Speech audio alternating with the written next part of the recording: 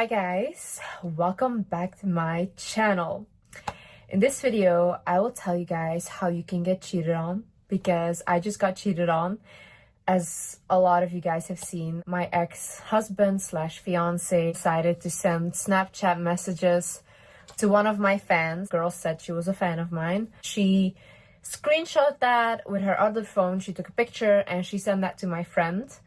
And that's how I saw it. I found out about this when I was 4 months pregnant. Also, I really want to say a huge thank you to my fans and my followers that have shown me so much love. When I revealed to social media that Landon had cheated on me, I was ready to ruin my own career, because I thought like, wow, this is all ruined. Also, I'm pregnant, guys. Pregnancy emotions, pregnancy hormones. Any woman that has been pregnant knows that you literally don't think clearly and you are very angry. When I'm angry now, I have extreme rage. When I found out that day, I thought to myself, okay, what do I do next? And then I went on Instagram and I saw one of my fan pages had posted me and Landon's Q&A, and then they were like, cutest couple on the internet. I looked at that and I thought to myself, I do not for a second want anyone to look up to this relationship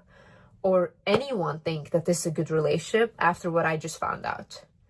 So I thought, fuck it, I'm gonna ruin my own career. Genuinely thought this between me and my fans. That's it.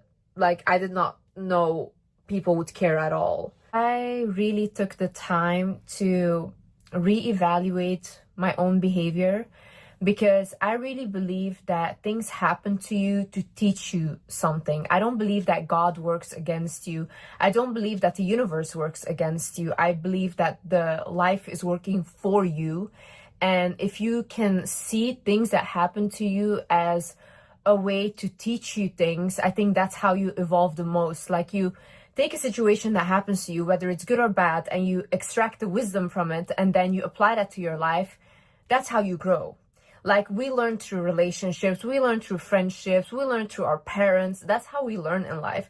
And if everything was good in life, you would probably not learn anything, or you wouldn't have the wisdom that you need to evolve in life. So this really taught me a lot. It's a trauma. It's a betrayal trauma. There was not one bone in my body that would have thought that Landon was cheating on me. There's not one time I found something, not in his phone, not anything. Like, genuinely, this guy was attached to my hip, and I would constantly be the one saying like, can you just leave? Can you go see your family? I found him a little bit too suffocating. And even in the video, like before this, in the Q&A, I say I want to live alone, because we were so much on each other. So to see this for me was like a huge, big shock. Also, betrayal trauma is very serious and it can really affect you. That girl sent my friend the messages. Me and my sister, we were at my mom's house and Landon was in the US. And we were both like sitting, me and my sister, and we're laughing because my sister was around me and Landon also the whole time. She saw Landon as her brother. My mom saw him as a son. This guy was really integrated into our family, which is really big for me because I have never introduced a man to my family like that. Like, even my ex, I moved to Dubai for him. I was with him for 3 years. Even when we broke up, I was still like 1 year friends with him. We were every day together.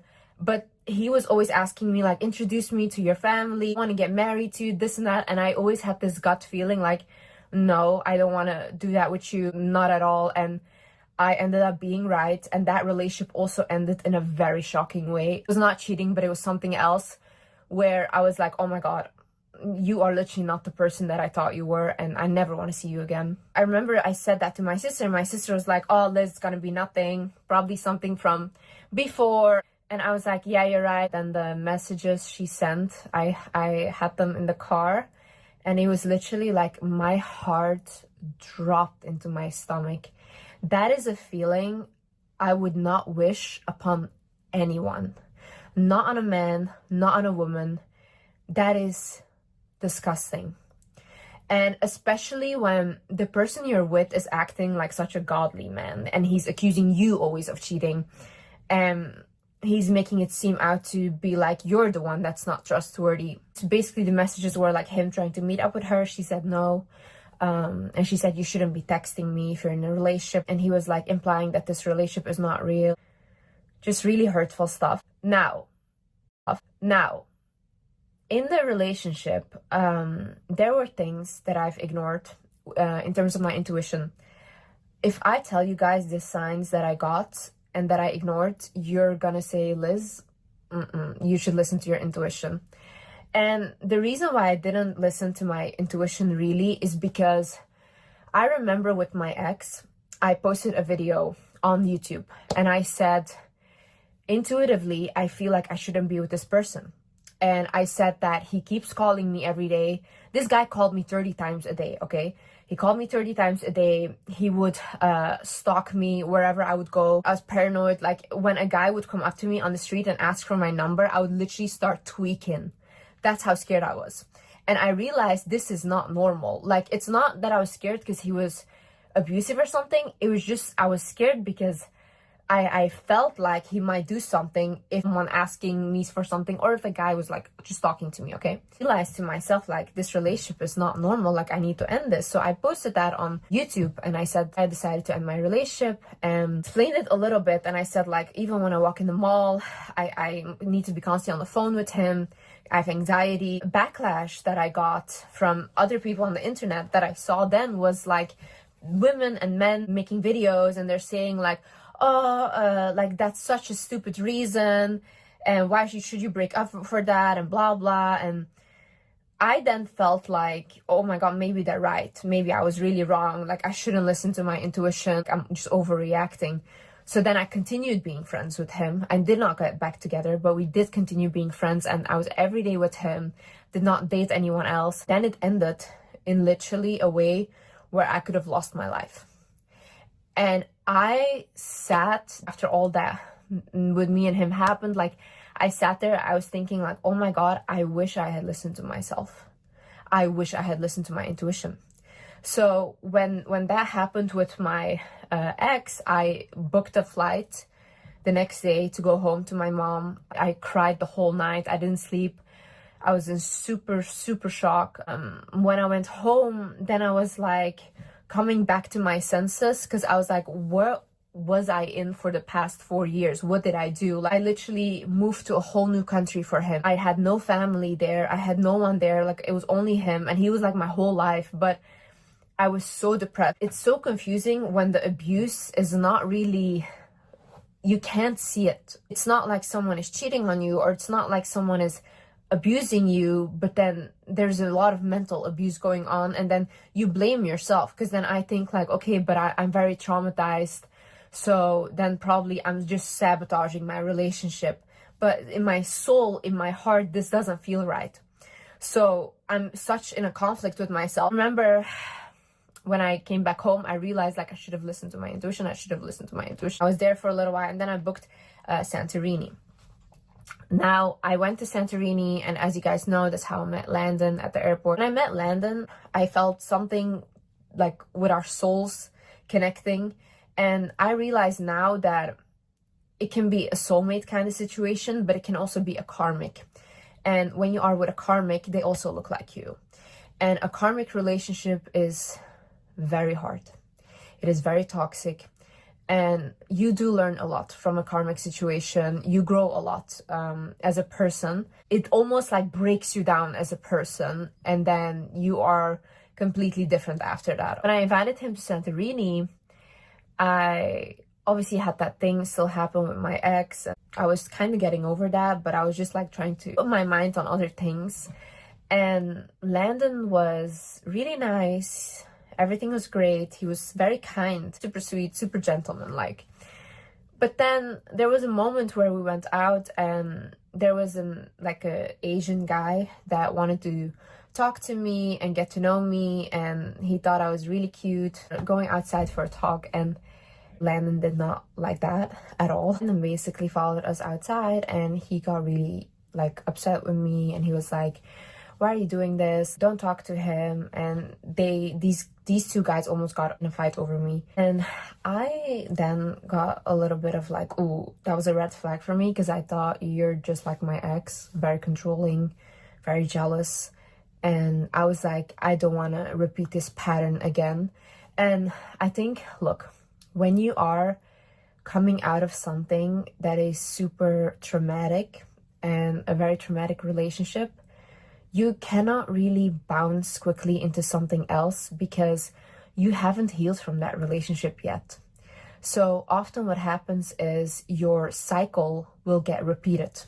It won't get healed through another person. I'm very patient with people, but then when something shocking happens, I'm like, oh wow, this woke me up. Like, imagine you have rose-colored glasses about everyone and you believe everyone and you think, oh, people don't have bad intentions, they're good, because you just think, why would someone hurt someone, you know, or do these things? But then it's almost like I always get put into situations where God or the universe is trying to show me, like, no, Liz, you cannot trust everyone, and you should remove those rose-colored glasses because not everyone has good intentions. When I saw that behavior from Landon, I really thought to myself, this is not for me. And I really thought, like, after that, like, let's just stay friends and let's just focus on being friends and that's it. But Landon really wanted me. And I went back home with my friend and I was just going on with my life. And Landon kept messaging me, and I just wouldn't really respond anymore because I didn't want to give him any hope. Or he would message my friend and she also wouldn't really reply. And then I remember one day he called me and I did pick up and I was like, hey, what's up? And then he was like, look, I really want you to be my wife. Like, I just know you're supposed to be my wife. And he's like, I want to do anything for you. Like, I want to take care of you. Like, send me your bank account details or your PayPal. Like, I want to prove to you that I really want to do anything for you. This is my problem, okay? I don't really get attracted to men. I just get attracted when they do something for me that is like they're taking care of me. Now, where does this stem from? It stems from not having a father figure in my life. So in my life, I'm not looking for a partner or I'm not looking to be in love. I'm looking to have that stable feeling of a parent or a father loving you, because that's the void that I feel. But then the issue is, obviously, in the relationship, I'm not that in love. Because who would be in love with their father, you know, or a representation of their father? No one would. But when someone, like a man, does something for me big, like, for example, Landon, he told me, send me your PayPal. So I was like, okay, let me do it. Let's see what he does. And then he sent me $10,000. And then I thought, wow, like, he's literally sending me $10,000 so I would reply to his messages. And then I thought, wow, like, maybe I should give him a chance because look how, like, what he's doing, like a big thing to do, you know what I mean? And it's not even that I cared about the money. I don't, because I gave all that money to my fans on Instagram. It's not about the money. It was more like, oh, wow, like, he does this big thing. And with my ex, I had the same thing that I repeated again, which is so stupid. I should not have done this. But with my ex, it was like, I met him and I didn't really like him. I was not attracted to him. And I went back home. He wanted me to come back and he wanted, like, to have a relationship with me, and I kept saying no. And then he bought me a Rolex, which was 2 weeks after we met. And for me, that was such a big gesture because before that, no one had ever bought me anything designer or anything. And now all of a sudden I have like a 15K watch, which is for me like, oh my God, like, oh, that's such a big gesture. So then I did give him a chance. But then still in the relationship, I don't think I was ever really in love. I saw him as my best friend, sure. Even when I was growing up, I was not in love with young people or something. I had a crush on Dr. Phil. I had a crush on Simon Cowell. And I thought that was always so funny because my sister used to have a crush on Justin Bieber, you know, like, that's normal. But it's actually not funny. I think that's my first mistake I made. Like, I didn't go in to the relationship with the right intentions. I ignored my intuition from the beginning, where I thought, wait a second, it's not normal how controlling he is over me. And I felt that intuitively I shouldn't be with him. I should have stopped there. Even if he sent me a big amount of money, even if he did all of that, I should not have continued, and I should still have been friends. But I didn't, and then our relationship started, me and Landon, and I started taking him seriously, and he was genuinely too good to be true. That's how I would describe him. Like, the past year we were together, he did everything for me. And I'm not just talking money, I'm talking like time. Like, he would take 18-hour flights to come see me. All my bills he paid. Like, all his time he spent with me. Anything I wanted, I did like this, and he bought it for me. Every week I get flowers. Literally a dream guy. Literally a dream guy. And I just would think to myself, this is too good to be true. I would constantly think that. But then at the same time, my problem is I constantly think something feels off. And then you want to blame yourself, because I come from a very traumatized childhood. So if I feel that something is off, I blame it on my trauma. So it's almost like my head and my heart fighting with each other, because I'm not sure what I'm looking at here. Like, he is perfect, does the right things, he does the right things. Yeah, we argue. Yeah, he's very jealous, he's controlling. But those are things that a lot of people deal with in their relationships, you know? There's nothing going on. And also with the cheating, like, oh my God, he never left my side. Never, ever, ever. Like, even if I would push him to go to the US, go see your family, he would go for 2 days and he would come back. His phone was always open. I knew his password. He knew my password. We had one phone that was connected. So his messages, his FaceTime, everything would get received on that phone, and mine too. So we were really up in each other's business. He had my location. I had his location the whole year. So it's so weird. And on top of that, he's just literally spending all of his money on me. And the same with my ex. Like, my ex spent almost all of his money on me, so much that he got into debt. To me, it's so weird that these guys will go to such lengths and they end up doing something so weird. And with Landon, it's not even like that he wanted out of the relationship. I told him throughout our relationship, Landon, if you ever feel like you want to leave this relationship, I'm more than happy you can leave, but just don't betray me. I would constantly tell him that. Don't betray me. I don't want to be betrayed. I would much rather have you tell me I don't want you or whatever and leave. And he said, yeah, of course. But obviously we saw what happened. And even after that happened, like, genuinely still wants to be together. He wants to be with me. He wants to have our family. And he told me, like, Liz, I never wanted to leave you. That's not the thing why I did it. He said he did it because he's very insecure. And he is very insecure. I get it.